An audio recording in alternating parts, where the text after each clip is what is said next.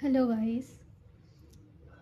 তো সবার প্রথমে তোমাদেরকে থ্যাংক ইউ জানাই। থ্যাংক ইউ অল ফ্রেন্ডস যারা আমার ইউটিউব চ্যানেলে ভিডিও দেখো, সাবস্ক্রাইব করেছো বা পছন্দ করো।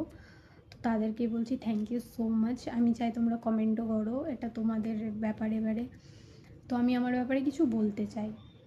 আমি প্রথমত একটা মধ্যবিত্ত ফ্যামিলি থেকে বিলং করি, মিডল ক্লাস ফ্যামিলি থেকে।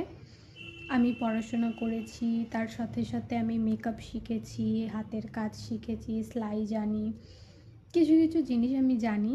উপরন্তু আমি এনসিসিও করেছি। তো তোমরা যে আমাকে দেখো আমি বিবাহিত, সিঁদুর শাঁখাপলা পরে ভিডিও করি, এটা নিয়েও অনেকের অনেক গসিপ আছে। তার রিজনটা হচ্ছে আমি একটা মেয়ের সাথে থাকি। মেয়ে বলা ভুল, ওর ফিলিংসটা ছেলেদের মতো, টমবয় বলতে পারো বেসিক্যালি। তো ওই নিয়ে, তো আমাদের বিয়ে নিয়ে আমার ফ্যামিলিও অনেক কিছু বলেছিল, না করে দিয়েছিল। ওর ফ্যামিলির লোকেও, দেখো যে কোনো ফ্যামিলির মধ্যেই হোক এই জিনিসটা হবে, যেহেতু আমরা ছেলে মেয়ে না। ওর ফিলিংসটা টমবয়দের, আমার ফিলিংসটা মেয়ে। বাট আমি পছন্দ করি টমবয়দেরকে, ভালো লাগে, ফ্রেন্ডলি। বাট একে আমি ভালোবেসেছি, বিয়ে করেছি, সবার বিরুদ্ধে গিয়েই করেছি। বাট ফাইনালি ভগবানের ইচ্ছায় এখন সবাই মেনে নিয়েছে, সবাই সবটা জানে। ওর বাড়ির লোকও সব কিছু জানে, মেনে নিয়েছে। আমার বাড়ির লোকও সব কিছু জানে, মেনে নিয়েছে। তো আমি একটা কথা বলতে চাই, এই যে এরকম যাদের রিলেশন আছে, মানে মেয়ে মেয়ে ছেলে ছেলে, তাদেরকে নিয়ে যারা গসিপ করে, আমি এই জিনিসটা একটু খারাপ মাইন্ডেই নিই। কারণ ফিলিংস তো সবার একই না, ভগবান বানিয়েছেই ওইভাবে, তাই না?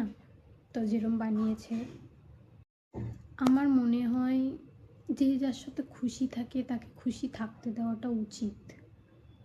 কারণ সে টমবয়টাও জানে যে আমি একটা মেয়ের সাথে ভালো থাকবো, বা মেয়েটাও কমফোর্টেবল তার সাথে।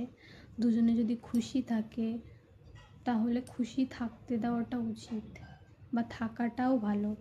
কারণ দেখো, দুনিয়া তো অনেক কিছু বলবে, নিজের খুশি নিজেকেই খুঁজতে হয়। কেউ এসে খুশি দেয় না, খারাপ সময় কেউ পাশে থাকে না। তো সেই জন্যই আমি অনেক কিছু শুনেছি, অনেক বাজে কমেন্টও পেয়েছি, আমি সেটা ইগনোর করে চলেছি।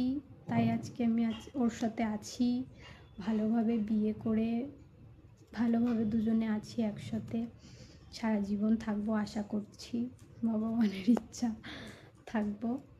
তো আমাদের দেখাটা হয়েছিল, সেটা নিয়ে আমি তোমাদের সাথে কথা বলবো, যে কীভাবে দেখা হয়েছে, পরিচয় হয়েছে।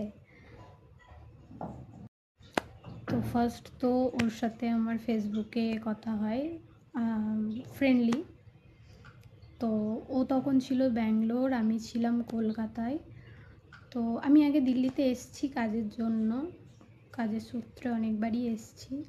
তো তখন ছিল ব্যাঙ্গালোর, ও আমাকে দেখা করার কথা বলেছিল। তো আমি ওকে বলেছিলাম যখন তুমি বাড়ি আসবে তখন দেখা করে নেব। ও বলছে যে না, তুমি দিল্লি আসলেই আমি তোমার সাথে দেখা করব। তো আমার দিল্লিতে কাজ ছিল, তো আমি অনেক দিন, প্রায় 4-5 মাস পর এসেছি দিল্লিতে। দিল্লিতে আসার পরে ও ব্যাঙ্গালোর থেকে সব কিছু ছেড়ে, কাজ বাজ ছেড়ে এসছিল আমার সাথে দেখা করার জন্য। দেখাও করেছে, তখনও ফ্রেন্ডলি ছিলাম। তারপরে যেদিন দেখা হয়েছে সেদিনই ভালোবাসার কথাও আমায় বলেছিল। তো সেটা শোনার পরে আমি ওর কাছে সময় চেয়েছিলাম ওর কাছে আমি সময়। তো তারপরে আমি অনেক ভাবনা চিন্তা করে হ্যাঁ বলে দিয়েছিলাম। তারপরে একদিন হুট করেই আমাকে বলছে আমি তোমার সাথে দেখা করব। তো আমিও বললাম ঠিক আছে ফাইন, দেখা করব। দেখা যেদিন, মানে সেই দিন যখন দেখা করি, আমি জানতাম না কিছুই। ও সিঁদুর নিয়ে এসেছিলো, ও আমায় বলেছিল তুই আমায় ভালোবাসিস কি না। আমি বলেছিলাম অবভিয়াসলি হ্যাঁ ভালোবাসি। বলেছে যে আমি তাহলে তোকে বিয়ে করবো। আমি বললাম বিয়ে করবে এখন, এত তাড়াতাড়ি? বলছে কেন, বিয়ে করতে পারবি না? তো আমি ওকে হ্যাঁ বলেছিলাম। তো আমাকে পার্কের মধ্যে সিঁদুর পরিয়েছিল, সিঁদুর পরিয়ে বিয়ে করেছে। তারপরে আমরা মন্দিরেও বিয়ে করেছি, অ্যানিভার্সারিতেও আমাদের বিয়েটা আমাদের ভালোভাবে হয়েছে, যেহেতু আমাদের ভালোভাবে হয়নি প্রথম বিয়েটা, ওই জন্য।